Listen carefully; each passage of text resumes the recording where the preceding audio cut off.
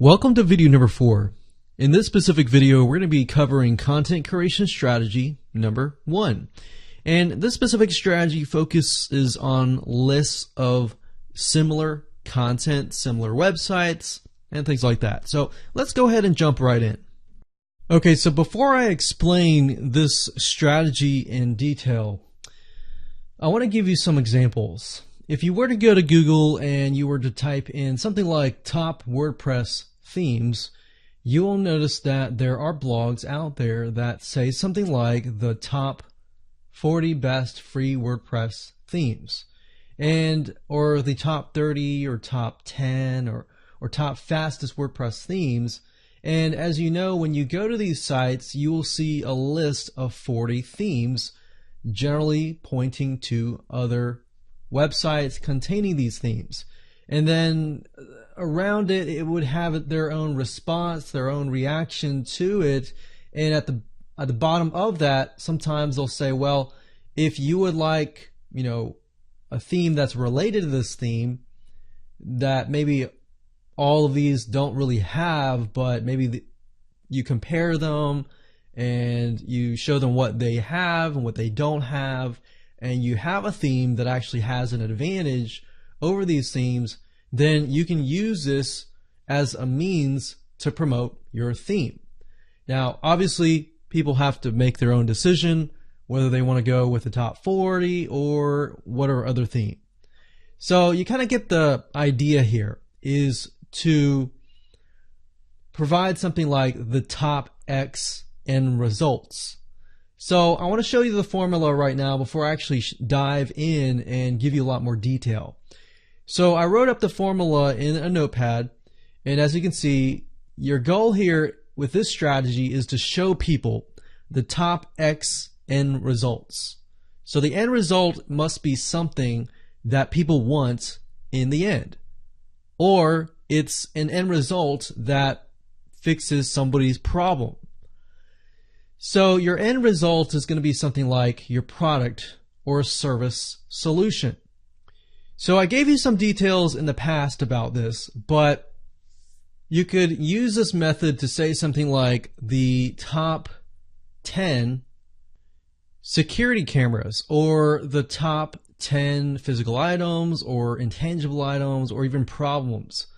So one thing you could do, let's say for example that you're an artist and you are somebody who is creating tutorials on how to paint a canvas. So if that's the case, then since you're providing a product or a video training course, you want to show people different end results of what can happen when you paint a canvas. So you need to choose maybe top 10 things that people really want to know in terms of how to, what the end result of painting a canvas looks like. So that would be that. You could find the top 10 websites that talk about this, and then at the very end, when people want that end result, eventually they're going to want to know how to do it, or they're going to want to have some sort of solution. So that's why this is so powerful, is you're able to go out there and find lists or websites that are similar. And the way you do this is you look for sites called social bookmarking sites. Now, I purposely go to Google and type in social bookmarking sites because a lot of social bookmarking sites come and go. So even if you were watching this video 5 years down the road or even 10 years down the road, it would still apply to you, because all you need to do is find social bookmarking sites or sites that have lists of similar related links.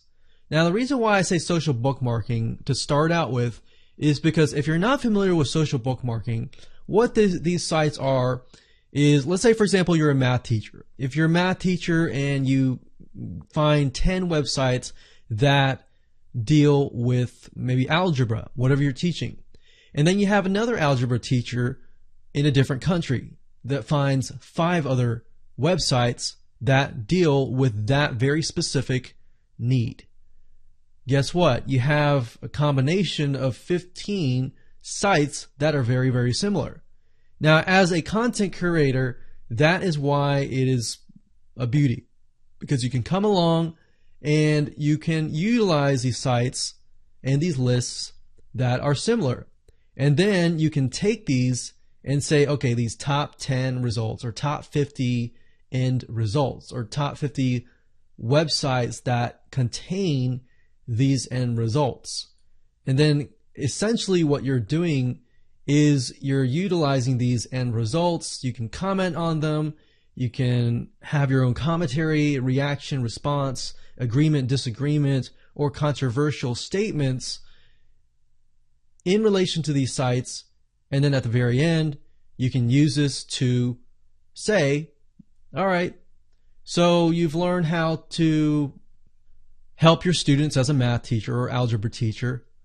If you'd like to join my site, you're going to get done for you templates that you can use right away for your teaching. So as you can see, the solutions are limitless. You can really get creative with this and go all out. So social bookmarking sites like Reddit are good. StumbleUpon are good. Pinterest is also good as well because Pinterest shows a lot of images, and you have people who create boards, and the boards are very similar. So you're actually able to see the similarities in those niches, similar items, similar websites that are related to each other because of that common bond of what you're looking for. You can also look for YouTube playlists. You can go to Amazon and look for List Mania lists to find physical products that might have a lot in common. Let's say, for example, that you're trying to sell a massager, a review of a massager, or maybe you have a massager as a product and you want to sell that, but you want to compare what's out there. So you go on Listmania and you find, as you can see, different massagers that you can compare with each other. Then you have books. You can go to Google and type in Listopia for Goodreads Listopia books. And these are basically lists of books that are very similar. So if I were to click on this, you can actually see that there's a lot of different lists categorized in different sections. So I can go through here and let's say, for example, I'm trying to sell a book. I can find something similar and I could create a blog that compares maybe the top 10 fiction, fantasy, young adult books. And then it happens that one of those books is my book. So that's another great way to use a strategy to promote your own material. So as you can see, it's actually very simple. It's really about finding lists of content that is very similar to yours or is in the end results. So if you can do this, end results, make sure that people want the end results, and the end results leads to your product and service solution. So that's how powerful this strategy is. But as you can see, it's actually very, very simple, and you can do this over and over again, recycle this method, and use it to your advantage.